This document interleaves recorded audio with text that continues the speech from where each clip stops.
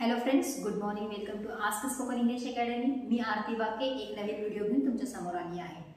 दुसरी सौदाखडी जी आपण शिकली होती क्रची, त्याच्यामध्ये पोटात जर रेग असेल तर स्पेलिंग कसं करायचं हे बघितलं होतं. पण प्रत्येक वेळेस पोटामध्ये रेग येतच असं नाही, तर काही ठिकाणी रफार येत असतं. रफार म्हणजे काय? असं डोक्यावर उलट एक मार्क आहे तो येत असतो मराठीमध्ये. म्हणजेच हे जेव्हा स्पेलिंग तयार केले जातात त्याचे वर्ड्स कोणते आहेत, स्पेलिंग कसे होतात आणि इंग्लिशमध्ये वर्ड्स कोणते ते आज आपण बघणार आहे. रफार इन द सेन्स हा तुम्हाला चिन्ह दिसत आहे, तर तशा प्रकारचे वर्ड्स फॉर एक्झाम्पल मार्गिका. आता मार्गिकामध्ये म ला कान आहे, क ला कान आहे. मेन जे ग आहे त्याच्या डोक्यावर काय आहे? रफार आहे. कुणासोबत? वेलांटी सोबत. उच्चार कसा होतो बघा, मार्गिका. मार र चा उच्चार काय आहे? ग च्या अगोदर आलेला आहे. हा जरी चिन्ह तुम्हाला नंतर दिसत असला ग च्या, तरी उच्चार करत असताना याचा उच्चार जो र होतो तो या कॉन्सोनंटच्या अगोदर होणं गरजेचं आहे. मार्गिका, स्वर्ग, सर्दी, भार्या मध्ये भार्यामध्ये र चा पहिल्यांदा उच्चार आहे, नंतर य आलेला आहे. स्वर्ग मध्ये पहिल्यांदा र आहे, नंतर ग आहे. सूर्य मध्ये पहिल्यांदा र चा उच्चार आहे, नंतर य चा उच्चार आहे. कर्ण, कर्ण मध्ये पहिल्यांदा र चा उच्चार आहे, नंतर न चा उच्चार आहे. म्हणजे जेव्हा आपल्याला रफाराची स्पेलिंग करायची असतात तेव्हा कंपल्सरी दोन सी लागणारच आहे, नो डाऊट. कारण हे काय आहे? जोडाक्षर आहे. पोटात रेग असताना तो कॉन्सोनंटच्या नंतर आला होता, कोण? र. पण जेव्हा रफार येणार आहे तेव्हा तो कॉन्सोनंटच्या अगोदर येणार आहे, र. पहिल्यांदा र चा उच्चार आहे आणि म नंतर कॉन्सोनंटचा उच्चार आहे आणि म नंतर आपल्याला जो काही वोवेल लागणार आहे तो यूज करावा लागणार आहे. ह्याची फोड करूयात म्हणजे तुम्हाला सोपं जाईल. म ला काना आहे, त्याच्यानंतर र चा उच्चार आहे, त्याच्यानंतर ग कॉन्सोनंट आहे, त्याला लागलेली आहे वेलांटी, नंतर क आहे आणि क ला आहे काना. मग स्पेलिंग झालं M-A मा रगी. र चा उच्चार आहे, मग ग चा उच्चार आहे आणि मग आहे वेलांटी, मार्गी का. जसे की पर्याय. अगेन प चा उच्चार आहे, पूर्ण झालेला आहे, र त्याला लागलेला आहे य आणि आहे काना, शेवटी आहे य.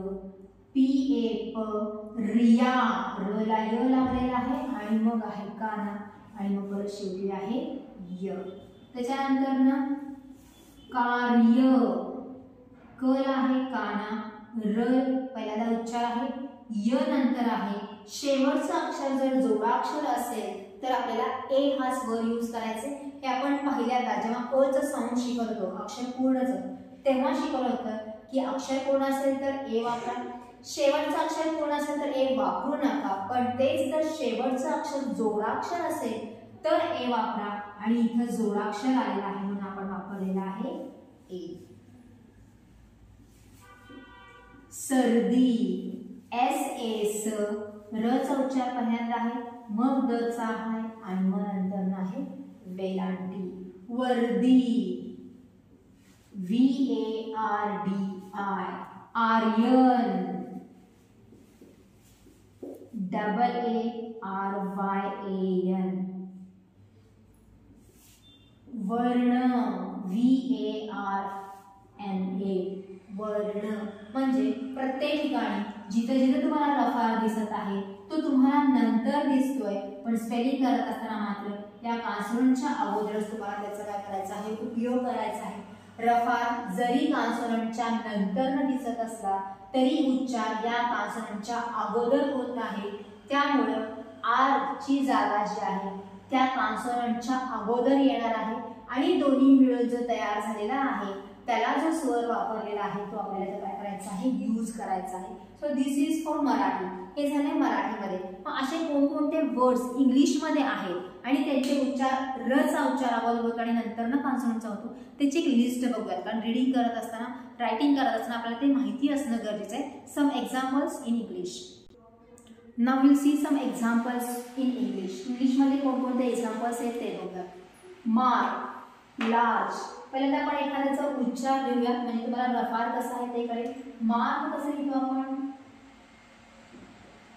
क च्या डोक्यावर रफार आहे, पण स्पेलिंग मध्ये मात्र र चा उच्चार पहिल्यांदा असल्यामुळे आपण आर पहिल्यांदा घेतलेला आहे आणि क नंतर घेतला. तुम्ही म्हणाल की मॅडम आता तर तुम्ही सांगितलं की शेवटचं अक्षर जर जोडाक्षर असेल तर ए वापरा. That is for only Marathi. मराठीमध्ये जेव्हा आपण नावं करत असतो तेव्हा त्याचा आपल्याला उपयोग करायचा आहे, इंग्लिशमध्ये नाही.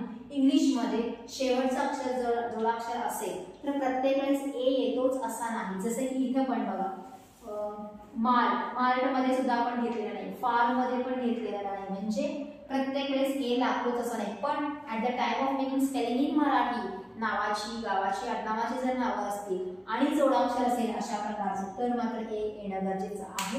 Now you see some examples. Mark, large, clerk, nurse, Thursday, firm, church, park, word, horse, earn, course, purse, hurt, farm, mart, sharp, form, hurt, four, shirt, curl, birth, learn. तुम्ही जर लक्ष देत असाल तर बघा र नंतर कंपल्सरी सगळीकडे कॉन्सोनंट आलेला आहे आणि आपण त्याचेच वर्ड्स बघत आहोत.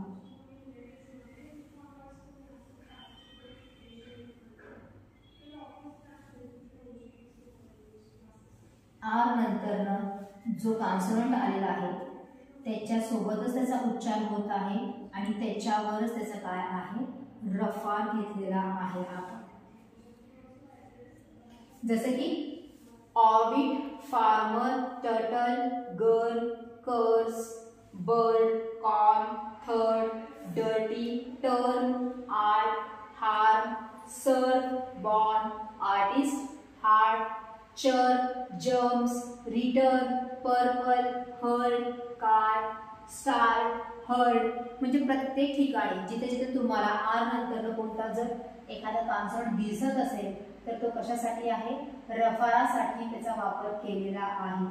तुम्ही त्याचे उच्चार लिहा म्हणजे तुम्हाला लगेचच कळेल कशा प्रकारे त्याचा उच्चार झालेला आहे. फक्त एवढे शब्द इंग्लिशमध्ये आहेत का जिथं आपण रफार वापरतो तर of course not. These are some examples.